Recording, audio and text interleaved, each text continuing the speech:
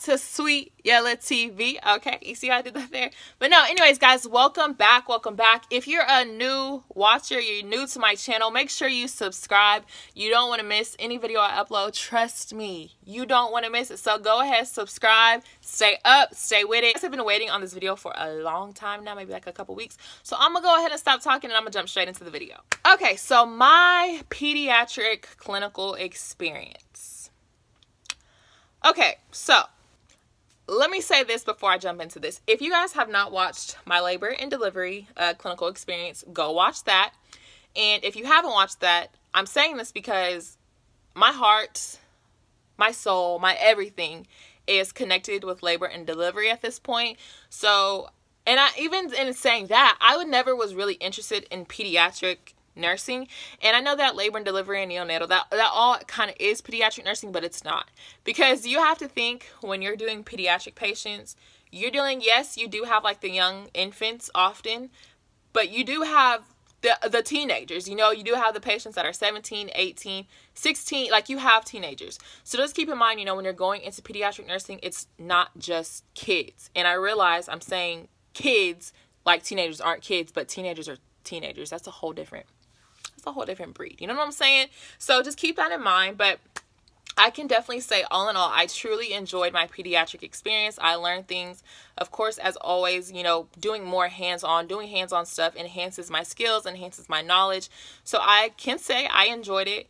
However, I'm still stuck with labor and delivery for sure. Okay, so while doing my clinical rotation for pediatrics, I realized a few things that I feel like are very essential as far as if you plan to work on a pediatric unit.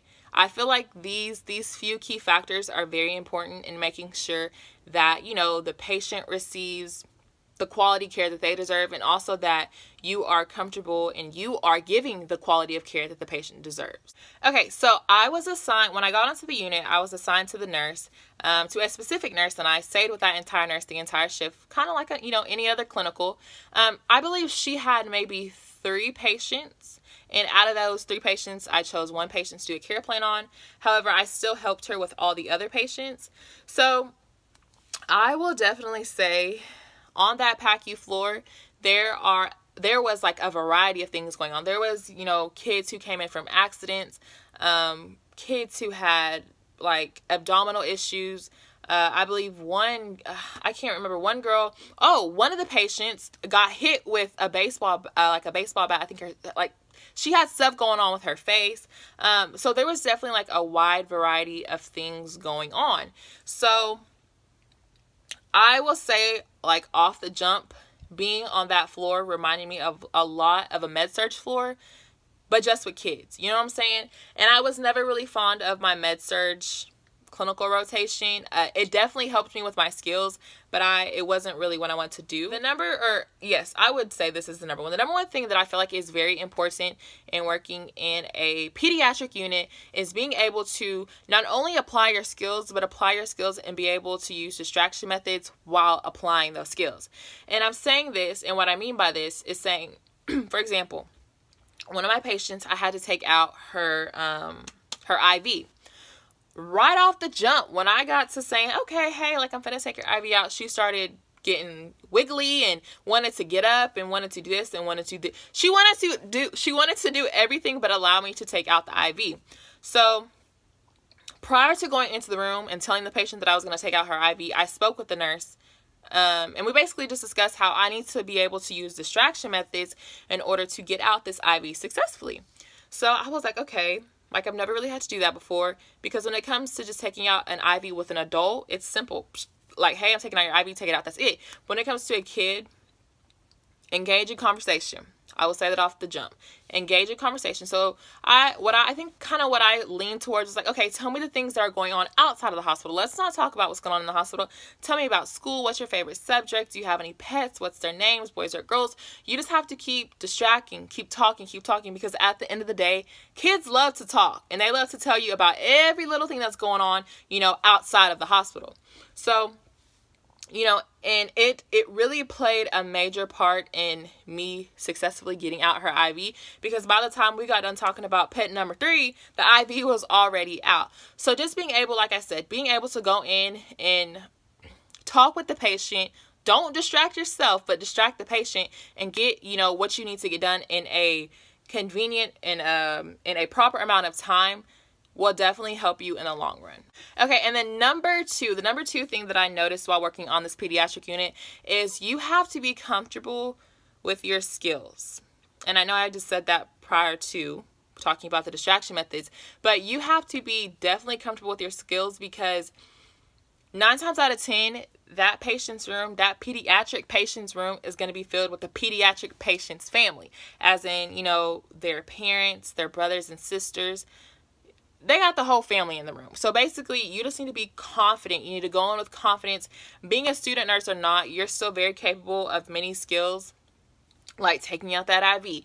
I may have not ever taken out an IV in a pediatric patient before, but I need to be confident enough, because if I'm confident and I'm comfortable, and they're going to be comfortable with me performing and doing certain things, you know, with their child. So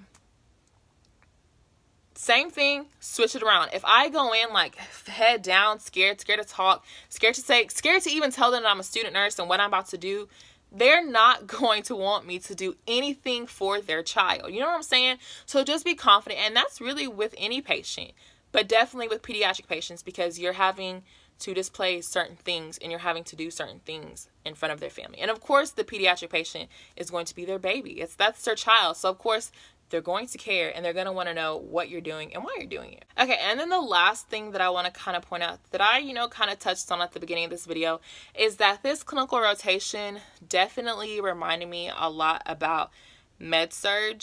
So I just feel like, I mean, honestly, I guess it really just depends what type of floor you're on, because you could be on an oncology pediatric unit floor and you're not going to see half the things that I seen in my clinical rotation. And at that clinical rotation, those nurses there are not going to see half the things that you would see on an oncology floor.